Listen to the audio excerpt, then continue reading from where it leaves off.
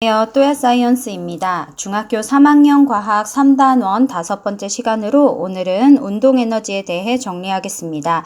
유튜브 하단에 더보기를 클릭하시면 필기 PDF 자료를 다운받을 수 있는 링크가 있습니다. 자료를 다운받아서 함께 필기하며 학습하시기 바랍니다.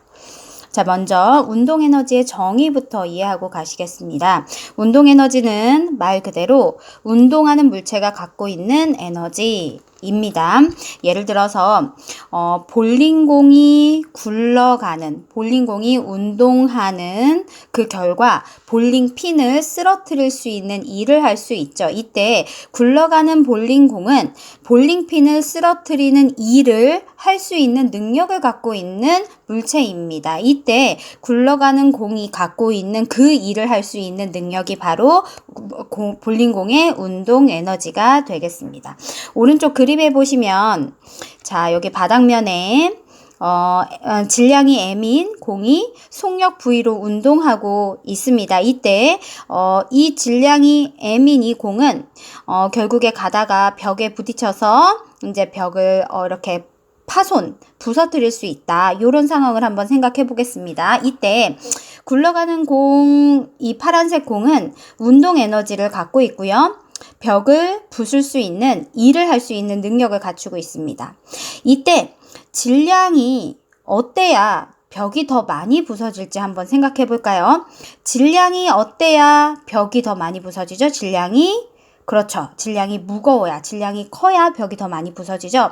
속력은 어때야 될까요? 속력이 어떨수록 빠를수록 벽이 더 많이 부서집니다. 자, 그래서 운동하는 물체가 갖고 있는 운동 에너지는 바로 물체의 질량 그리고 물체의 속력에 의해 결정되는 값입니다. 자, 그런데 과학자들은 실험을 통해서 운동 에너지의 크기가 물체의 질량에 비례함과 동시에 물체의 속력에 그냥 비례하지 않고 속력의 제곱에 비례하여 운동에너지의 크기가 커진다는 걸 알아냈습니다. 어떤 상황을 통해 알아냈냐면, 자, 빗면이 있고요. 이렇게 평평한 면이 있고요. 빗면에서 쇠구슬을 굴러 떨어뜨립니다. 쇠구슬입니다. 자, 그리고 이 평평한 면에는 나무 도막이 있습니다. 나무 도막이 쇠구슬에 부딪혀서 이렇게 이동을 하게 되는 이런 상황입니다. 자, 이때 쇠구슬의 질량을 달리했을 때 나무 도막이 이동한 거리가 어떻게 달라지는지를 해봤더니 질량에 비례해서 이동거리가 늘어나더라는 것을 알아냈습니다. 이번에는 경사면의 기울기를 달리하면서 요 쇠구슬의 속력을 달리해 본 겁니다. 이때 속력을 달리했더니 이동거리가 늘어나긴 늘어나는데 속력의 제곱배로 이동거리가 늘어나는 걸 발견을 한 겁니다. 자, 그래서 이런 실험적인 상황을 토대로 해서 운동 에너지의 값을 계산하는 공식을 산출했는데, 운동 에너지의 값을 계산하는 공식은 어떻게 되냐면 물체의 질량과 속력의 제곱을 단순히 곱해서 나타내는 것이 아니라 거기에다가 2분의 1을 추가로 곱해서 나타냅니다. 2분의 1 곱하기 물체의 질량 곱하기 물체의 속력의 제곱, 이것이 운동에너지를 계산해내는 공식입니다. 운동에너지는 2분의 1 곱하기 질량 곱하기 속력의 제곱. 운동에너지는 2분의 1 곱하기 질량 곱하기 속력의 제곱. 자, 이때 운동에너지의 단위는 줄로 표현하시고요. 물체 질량의 단위는 킬로그램으로 환산해서 값을 집어 넣으셔야 되고요.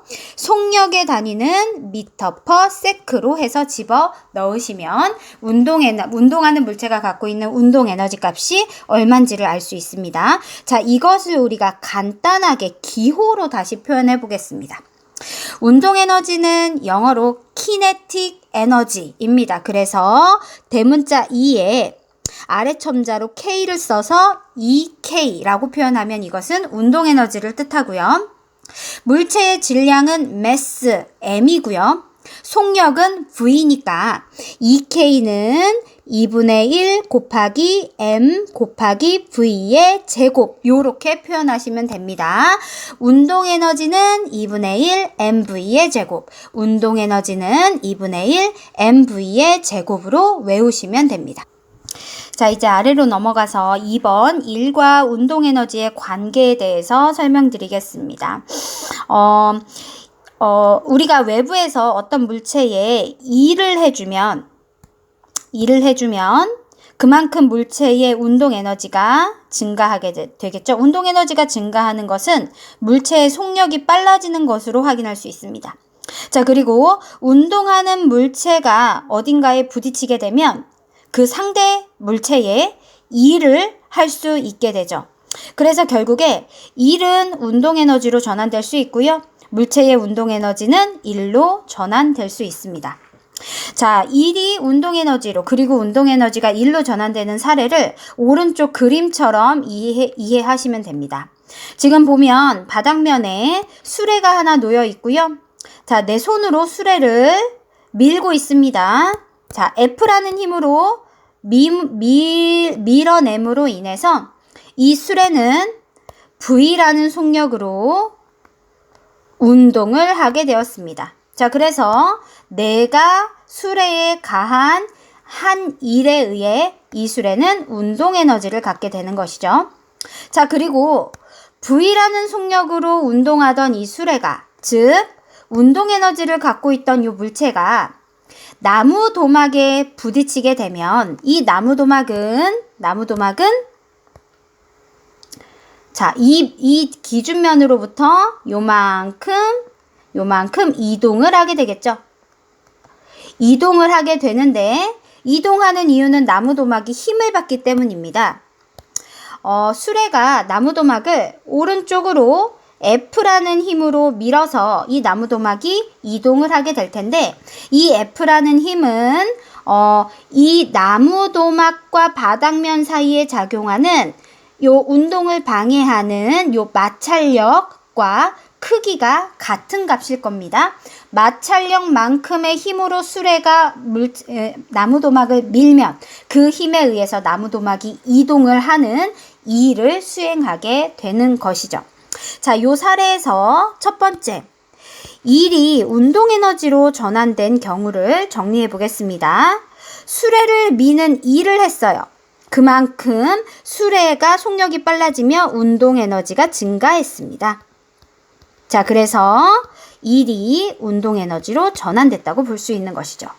자, 그리고 운동하던 수레의 운동 에너지는 나무 도막을 밀어내는 일을 수행하면서 운동 에너지가 줄어들었겠죠. 운동 에너지가 일로 전환되었다. 이렇게 볼 수 있는 것입니다. 자, 오늘은 운동 에너지에 대한 내용을 정리했습니다. 고생하셨고 우리는 다음 영상에서 만나도록 할게요.